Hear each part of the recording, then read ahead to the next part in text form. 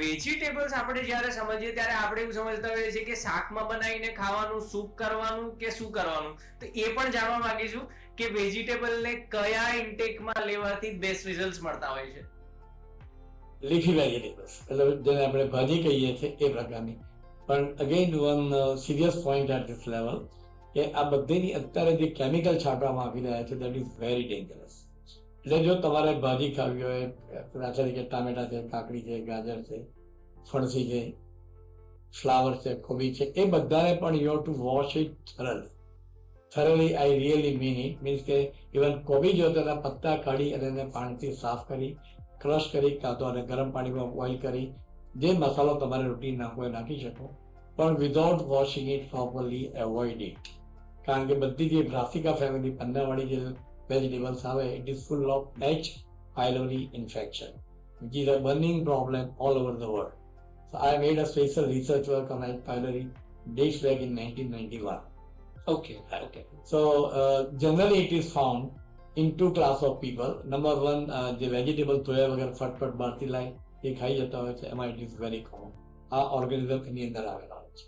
અને second reason, સવારે જે લોકો બ્રશ કર્યા વગર ખાતા હોય છે, ઘણા બધાનું માનવું હોય છે કે સવારે પગમાં નૈણા કોઠે આપણે પાણી પીએ તો બહુ સારું. How it is possible?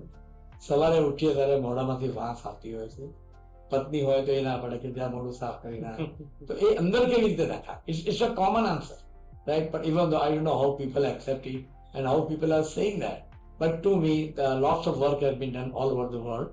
એ જે રાતના આપણો કન્ટ્રી છે ને, એટલે કોલ્ડ કન્ટ્રી, હોટ કન્ટ્રી. હોટ કન્ટ્રીની અંદર આપણે વાઇન નથી લેતા. હોટ કન્ટ્રી એટલે આખી રાત જે રાતે ખાધું હોય એના પાર્ટિકલ્સ અંદર ભરાયેલા હોય છે, એનું ફર્મેન્ટેશન થાય અને એમાંથી H. pylori ઓર્ગેનિઝમ ડેવલપ થાય. એટલે always brush your teeth in the morning. We always say કે bed tea is a bad tea, right? For cold country it is fine because people are use to taking wine, right? So all organism which are there they are killed. આપણા બધા અંદર જ બેઠા હોય છે સવારથી, અને આપણે અંદર નાખીએ. અને H. pylori ઇન્ફેક્શન સ્ટમકમાં લાગ્યા પછી it is very difficult to ઇરેડિકેટ.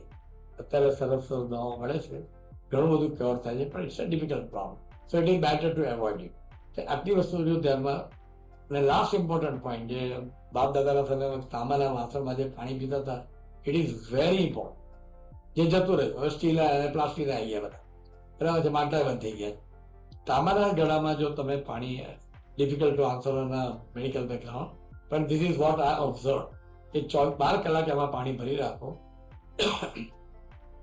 તમારે ઠંડુ પીવો તો you can put down the jug in a fridge and have it. 12 કલાક તાંબાના લોટામાં ભરેલું પાણી જો પીવામાં આવે તો ડેફિનેટલી એનાથી કોન્સ્ટિપેશન બી અવોઇડ થાય અને બીજા ઘણા બધા રોગ પ્રિવેન્ટ કરી શકે.